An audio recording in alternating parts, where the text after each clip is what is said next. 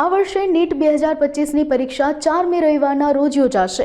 ત્યારે આ એક્ઝામનું સેન્ટર સરકારી માધ્યમિક અને ઉચ્ચ માધ્યમિક શાળા ગણેશનગર ગાંધીધામ કચ્છને નિયુક્ત કરવામાં આવ્યું છે, તેમજ શાળાના 15 વર્ગખંડને તૈયાર કરવામાં આવી રહ્યા છે। તો આ વર્ગખંડોમાં દિવાલ ઘડિયાળની જરૂરત હોતા નિર્મલ મમતા ચેરિટેબલ ટ્રસ્ટ દ્વારા દરેક વર્ગખંડ માટે દિવાલ ઘડિયાળ દાતાઓની મદદથી આપવામાં આવેલી છે। આ કાર્યક્રમમાં શાળાના પ્રિન્સિપાલ કટાસર અને દિલીપ ગોયલ તથા શિક્ષકો હાજર રહ્યા હતા અને ટ્રસ્ટની ટીમ વતી દીપેનભાઈ જોડ, હેમા ગોલાણી અને મીડિયા પાર્ટનર ભારતી માખીજાણી તથા ટ્રસ્ટના ફાઉન્ડર નિર્મલા રાણા, મમતા મંગલાણી અને કૈલાશબેન ભટ્ટ હાજર રહ્યા હતા।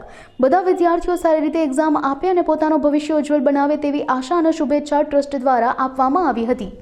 ખાસ કરીને જણાવવાનું કહીએ તો પ્રવર્તમાન યુગમાં જે વિજ્ઞાન પ્રવાહની નીટની જે પરીક્ષાઓની જે તૈયારીઓ ચાલી રહી છે એ અનુસંધાને જણાવું તો આજરોજ શ્રી સરકારી માધ્યમિક તથા ઉચ્ચતર માધ્યમિક શાળામાં હું લોઢિયા સાબિર અને મારા પ્રિન્સિપલ શિક્ષણ સેવા વર્ગ 2ના આચાર્ય શ્રી દિલીપભાઈ ગોહિલના અનુસંધાને જણાવું તો કે ચેરિટેબલ ટ્રસ્ટ દ્વારા ખૂબ સારા સહયોગી દાતાઓથી સમયનું જે મૂલ્ય વિદ્યાર્થીઓ સમજી શકે એ અર્થે એક ઘડિયાળનું વિતરણ કરવામાં આવ્યું છે।